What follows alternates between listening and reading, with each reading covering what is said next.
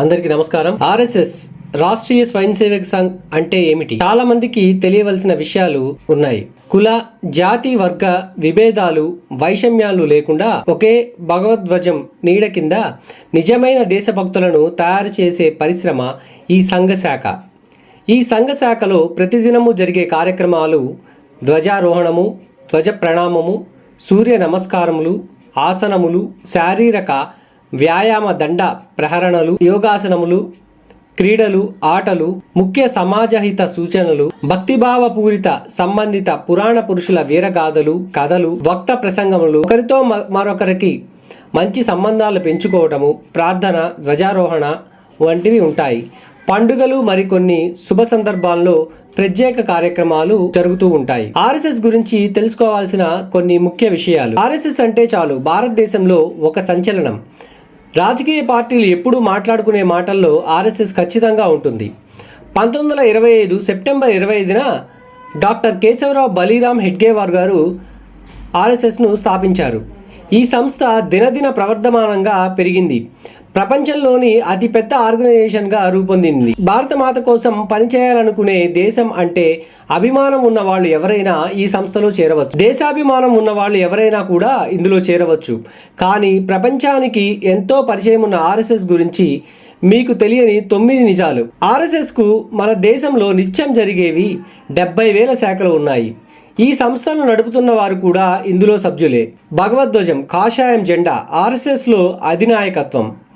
ఇక్కడ వ్యక్తి పూజలు ఉండరు. ఆర్ఎస్ఎస్లో ఉండేవాళ్ళు కూడా ఈ జెండానే గౌరవిస్తారు. ప్రపంచంలోనే అతిపెద్ద సంఖ్యలో సేవకులు వాలంటీర్లుగా ఉన్న సంస్థ ఆర్ఎస్ఎస్. దాదాపు 60 లక్షల మంది వాలంటీర్లతో, ఎంతోమంది అభిమానులతో ఆర్ఎస్ఎస్ గణనీయమైన సేవలు అందిస్తుంది. ఇప్పుడు రెండో విషయం, ఆర్ఎస్ఎస్లో సభ్యత్వం తీసుకున్న వారు కానీ ఎవరైనా గుర్తింపు కార్డు, ఇండిపెండెంట్ కార్డు కానీ బిజినెస్ కార్డులు కానీ ఇవ్వరు. కేవలం భారతమాతకు సేవ చేయాలి అనుకున్న వారు ఎవరైనా ఈ సంస్థలో చేరవచ్చు. మూడో విషయం, ఆర్ఎస్ఎస్ రాజకీయేతర సంస్థ. కానీ మోదీ గారు, వాజ్పేయి గారు, అద్వానీ గారు లాంటి బీజేపీ నాయకులు మాత్రం ఆర్ఎస్ఎస్ నుంచి వచ్చిన వాళ్లే. అయితే చాలామంది బీజేపీ పార్టీలో ఆర్ఎస్ఎస్ భాగం అని అనుకుంటారు. ఒక్క బీజేపీలోనే కాదు, ఇతర పార్టీలో కూడా ఆర్ఎస్ఎస్ నుండి వచ్చిన వాళ్ళు చాలా మందే ఉన్నారు. ఆర్ఎస్ఎస్ ధ్యేయం ఒకటే, యువత వ్యక్తిత్వాన్ని మలించడం ద్వారా దేశ నిర్మాణంలో పాల్గొనటం. నాలుగో ముఖ్య విషయం, ఇండో చైనా యుద్ధం జరిగిన సమయంలో దేశ భద్రతకు అందరూ సరిహద్దుల వద్ద యుద్ధంలో ఉంటే అప్పుడు దేశ రక్షణ ఆర్ఎస్ఎస్ సంస్థ ముందుకు వచ్చింది. వేల మంది ఆర్ఎస్ఎస్ సేవకులు యుద్ధ సమయంలో సేవా కార్యక్రమాల్లో పాల్గొన్నారు. ఎప్పుడూ దేశంలో సంక్షోభం వచ్చినా ఆర్ఎస్ఎస్ కార్యకర్తలు ముందుంటారు. ఐదో విషయం, ఆర్ఎస్ఎస్ అనేది ముస్లింకో లేదా క్రిస్టియన్లకో వ్యతిరేకం కాదు. దేశమంటే గౌరవం, అభిమానం ఉండి సేవ చేయాలని సిద్ధంగా ఉన్న వాళ్ళు ఎవరైనా ఆర్ఎస్ఎస్లో చేరవచ్చు. మన సంస్కృతి సంప్రదాయాలను కాపాడేందుకు, దేశ రక్షణకు ఆర్ఎస్ఎస్ కట్టుబడి ఉంటుంది.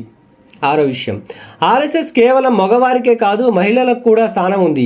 రాష్ట్రీయ స్వయం సేవక సంఘ్ అని పురుషుల కోసం విభాగం ఉంటే మహిళల కోసం రాష్ట్రీయ సేవకా సమితి అని ప్రత్యేక విభాగం ఉంది. కానీ రెండిటి లక్ష్యం మాత్రం ఒకటే.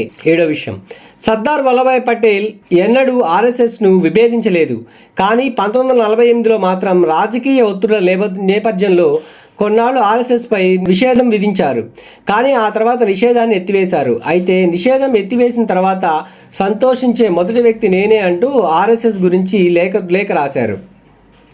ఎనిమిదో విషయం, అతి కొద్ది మంది మహాత్మా గాంధీని చంపింది ఆర్ఎస్ఎస్ అని ఆరోపిస్తుంటారు. కానీ నాథూరామ్ గాడ్సే గారు ఆర్ఎస్ఎస్లో వాలంటీర్గా కొనసాగి 1930లోనే ఆర్ఎస్ఎస్ నుండి బయటికి వెళ్ళిపోయారు. మహాత్మా గాంధీ గారిని హత్య జరిగినప్పుడు నాథూరామ్ గాడ్సే గారు ఆర్ఎస్ఎస్లో లేరు.